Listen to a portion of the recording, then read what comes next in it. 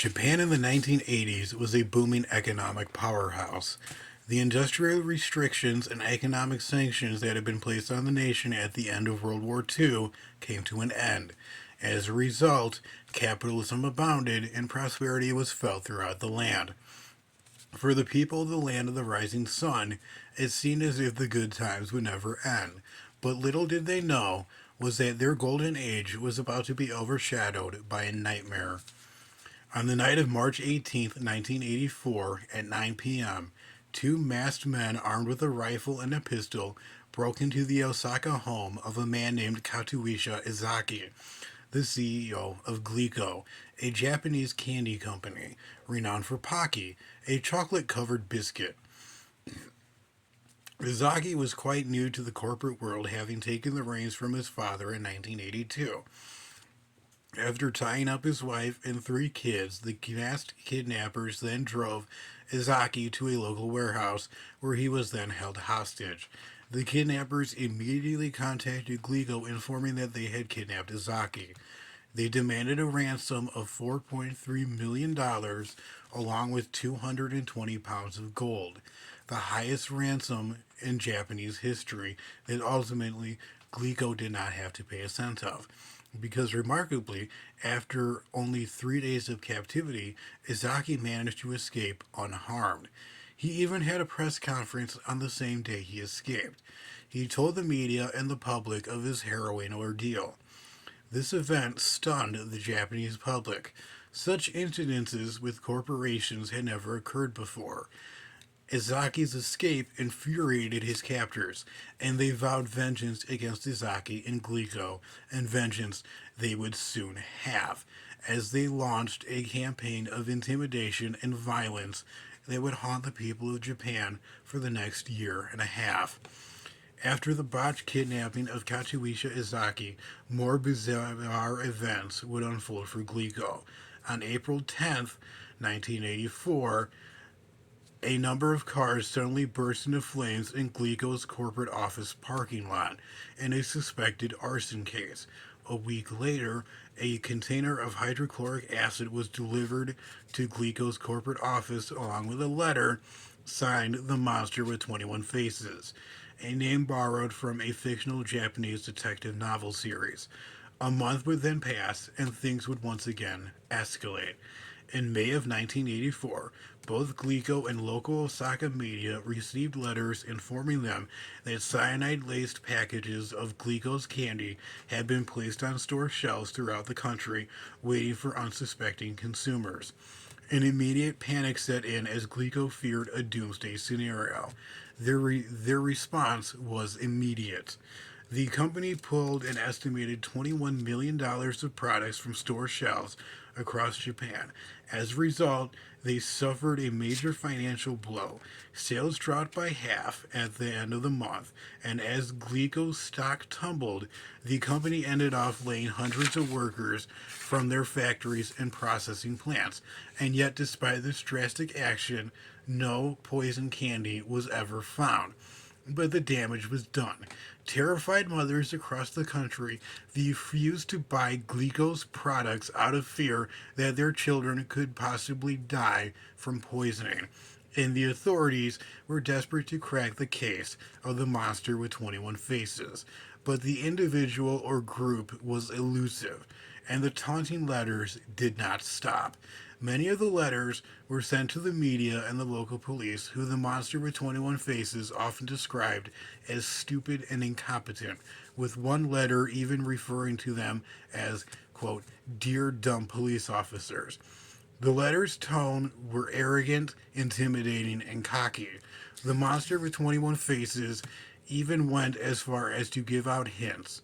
In one letter, they claimed that their getaway car was gray, and in another letter, they said they entered Glico's factory and corporate office through a back gate.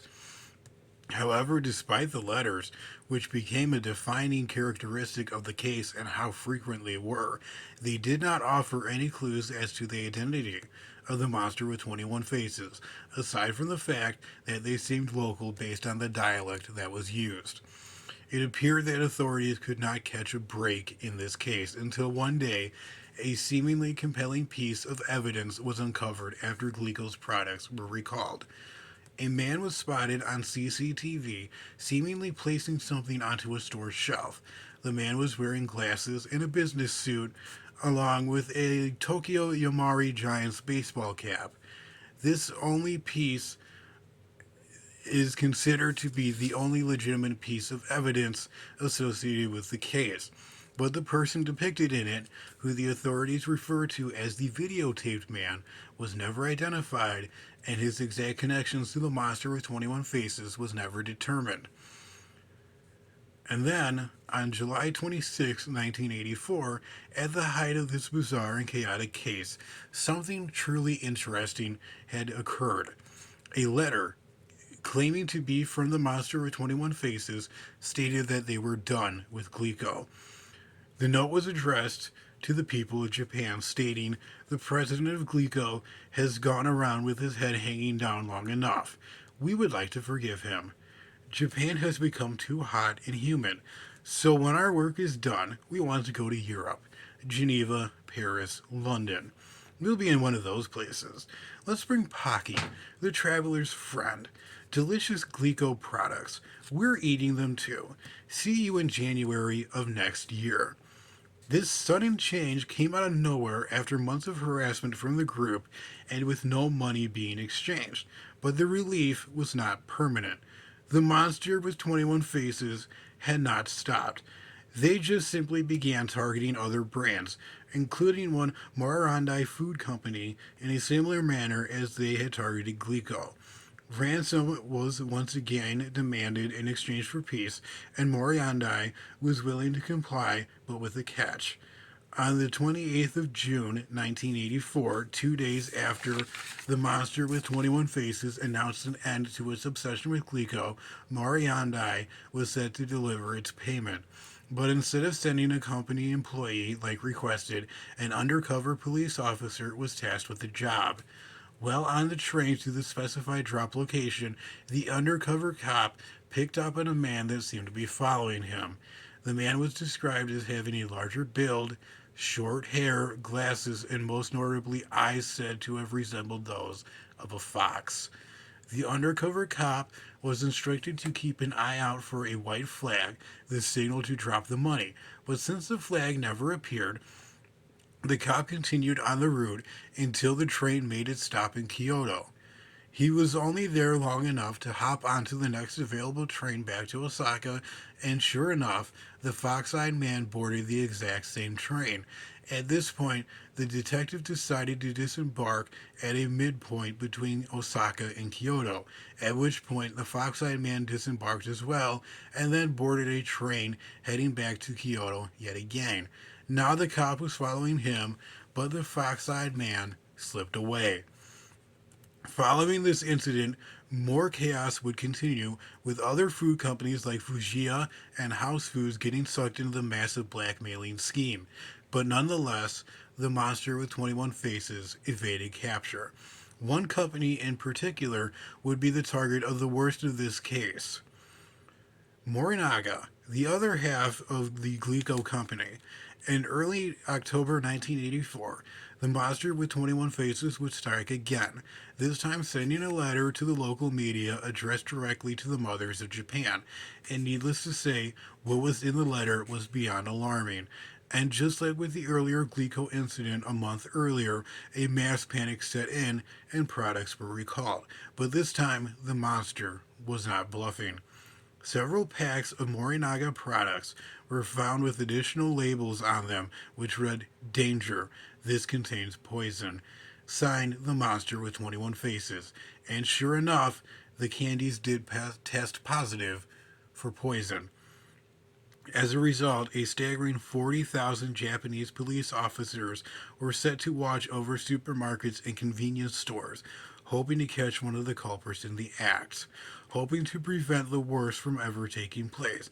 But this deployment, like other police efforts, ultimately resulted in nothing, and the Japanese public ended the year of 1984 in a state of utter fear.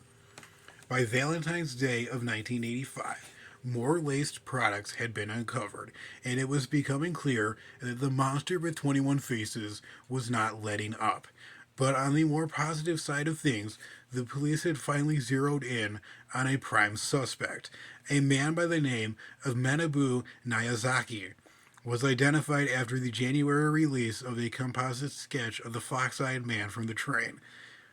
This was the first major breakthrough in a now year-long case, and it seemed promising.